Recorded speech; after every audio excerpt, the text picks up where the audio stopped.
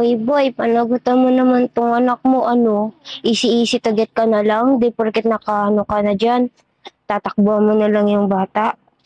Wala kang kwentang ama boy, hindi pagiging tatay yung pinapakita mo sa amin, kundi isang kaduwagan mo yan.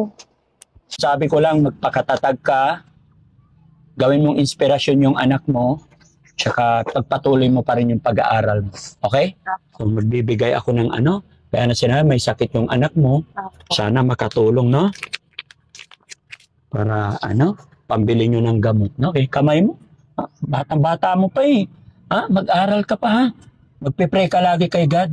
Huwag kang mawala ng pag-asa, ha? Okay. 1, 2, 3, 4, 5,000. At sana, yung nangyari sa'yo, is magiging aral na sa'yo to, no?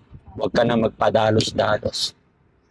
Kasi napakahirap ng ganyan, nag-aaral tapos may anak. Sobra po. Sobrang hirap. Sobrang hirap. Di ba nung dalaga ka pa, hayahay. Opo. Kung saan siya napupunta, maggalagala. Tapos ngayon may anak na, bahay na lang. Tapos iisipin mo pa pag may sakit yung anak. Ang hirap. Isa pa, hindi mo pa nai-enjoy yung pagkabata mo. 15 years old ka pa lang eh. Di ba? Di sana nag-aaral ka pa lang at inaalagaan ka lang ng nanay-tatay mo. Wala sanang problema. Pero ngayon, ang aga, 15, nagkaanak ka na. Nagsisisi ka rin ba na sa nangyari sa'yo? Sobra po. Sobra. Sobra. Pero hindi pwedeng pabayaan yung anak mo, di ba? Opo. So, ano pangalan mo ulit, sir? Ella po. Ella, may video ako. I-upload namin to. Okay lang? Okay lang po. Okay lang. Ella, dahil sa nangyari sa buhay mo, maraming makakapanood ito, lalong-lalo na sa mga kabataan na kagaya mo. Baka may maipayo ka sa mga kabataan na kapupulutan ng aral para maging aware, hindi sila magaya sa'yo. Pwede bang bigyan mo ng mensahe yung mga kapwa mo estudyante? Opo. Sige. Mag-ingat-ingat kayo sa mga nakakasama niyong lalaki. Di porket boyfriend niyo na sila, dapat ipagkatiwala niyo na yung buong pagkatao niyo. Dahil baka mangyari din kayo sa nangyari sa akin ng iniwan. At hindi pinanagutan ng tatay. Tumakbo pa. Lumayo pa siya. Kaya sana kayo maging masuri kayo sa mga kasama nyo. Kahit sabihin yung kaibigan nyo yan o maging boyfriend nyo, wag kayo basta ibibigay yung pagkatao nyo kasi mahirap na ngayon kasi maraming na nagiging batang ina, single mom pa.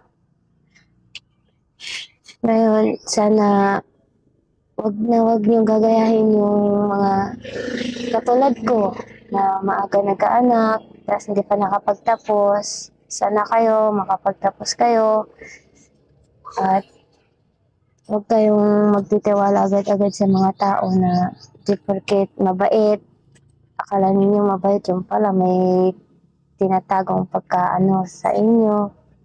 Sana mag-ingat. Ingat po tayo sa mga nakakasama natin na mga tao. Katulad ng mga lalaki. Okay.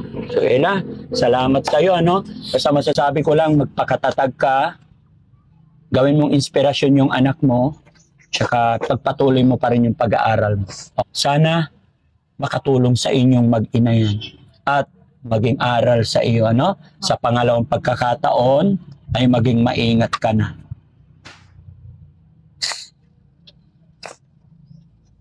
Salamat po. Pwede po ba? Yakapin ko po kayo. Okay lang. Laban lang. Kaya mo yan. Huwag kang mawala ng pag-asa. Sige lang. Salamat po. Andyan pa ang nanay, tatay mo. Andyan ang mga kapatid mo para gagabay sa kahinaan mo. Kaya basta masasabi ko lang, wag na wag kang susuko. Pagsubok lang yan, no? Kaya magmula ngayon, magtitiwala ka lagi sa nanay, tatay mo. Kung anong payo nila, sundin mo, okay? Dahil bata ka pa. No? Opo. Hindi porkit nangyari yan ay wala ng future or what. No. Isipin mo na lang yung anak mo is parang bunso mong kapatid na sabay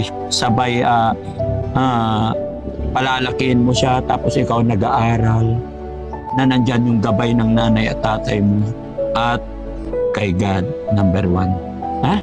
O sige, pati ako napapaiyak sa batang itong mga kababayan. Mahirap magsalita mga kababayan, hindi ako masyadong magaling magsalita. Lalong-lalo na sa edad niya na 15 years old. Maging siya man mga kababayan, alam kong nararamdaman ninyo. Hindi niya pa alam yung mga sinasabi niya dahil sa kanyang edad. Kaya, yun lang mga kababayan.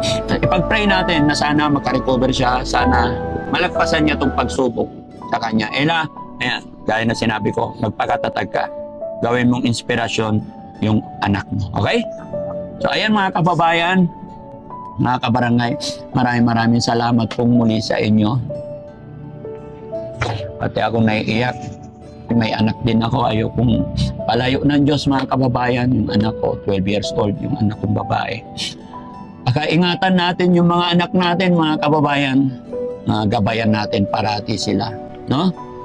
So, maraming salamat po. Pagka ganito talaga naiiyak din po. Naawa ako. Kaya, mga boys, pagkalalaki po tayo. Huwag po din po tayong padalos-dalos. Sa nakaanak kay Ella, wala po akong nasa gitna lang po si Daddy Frankie. Pero hiling ko sana para sa bata, para sa anak po. Ano? So, mga kababayan, maraming salamat po.